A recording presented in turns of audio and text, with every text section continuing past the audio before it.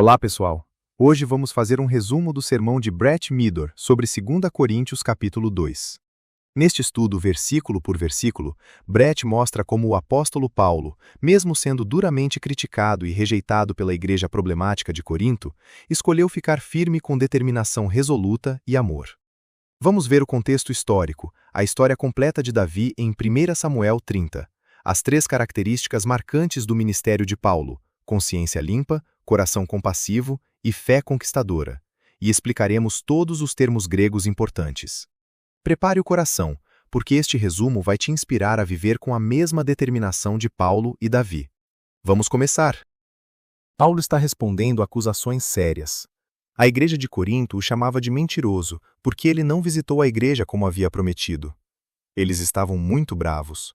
2 Coríntios 2, 1-3. Quanto a mim, decidi por mim mesmo não voltar a visitá-los em tristeza. Porque se eu os entristeço, quem me alegrará, senão aquele a quem tenho entristecido? Paulo explica que sua alegria depende da alegria deles. Aqui introduzimos o tema central, uma determinação forte de vontade.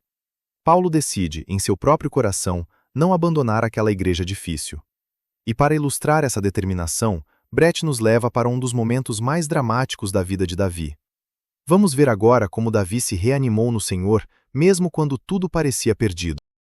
Vemos com riqueza de detalhes uma das histórias mais dramáticas da vida de Davi, em 1 Samuel 30.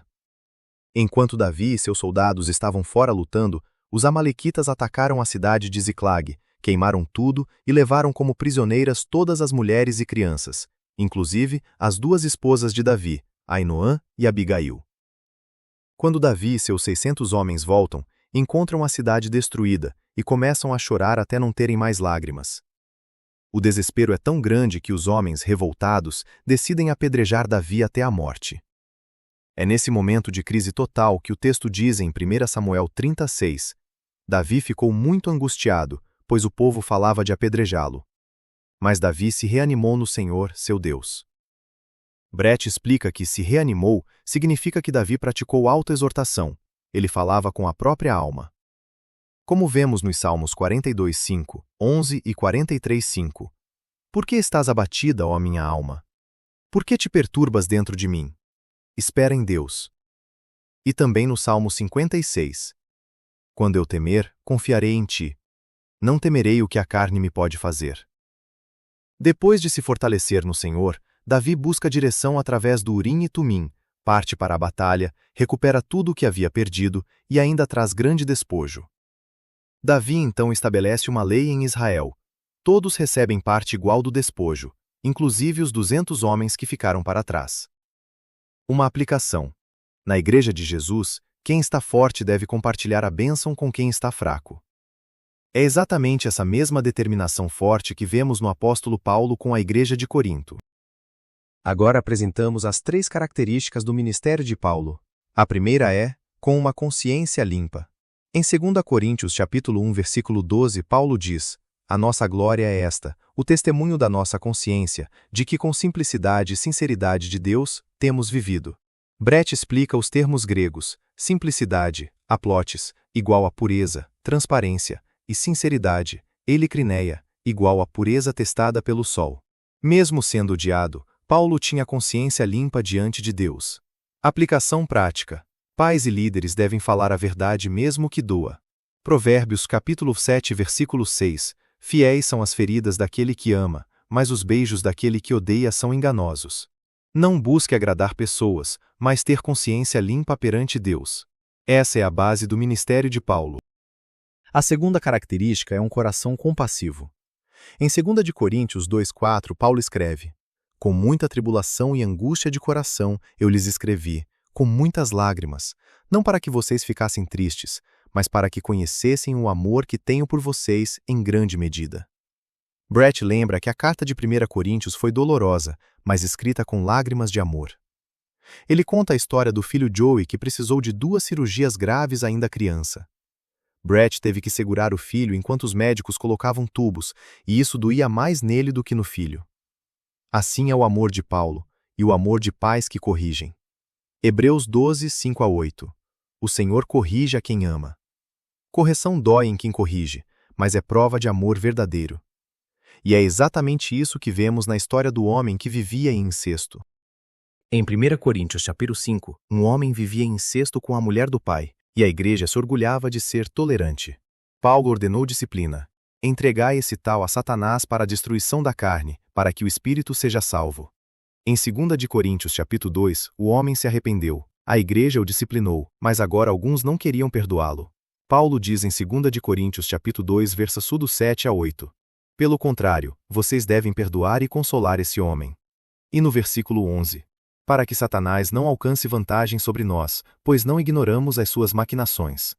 O termo grego noemata significa planos, estratégias, táticas de Satanás. Uma das principais é a falta de perdão. Efésios capítulo 4, versículo 31 a 32. Sejam bondosos, perdoando uns aos outros, como Deus, em Cristo, perdoou vocês. Quando há arrependimento genuíno, a igreja deve restaurar. Essa é a compaixão de Paulo. A terceira característica é uma fé conquistadora. Em 2 Coríntios 2,14, Paulo declara: graças, porém, a Deus, que em Cristo sempre nos conduz em triunfo. O verbo grego triambeuo se refere ao famoso desfile triunfal romano.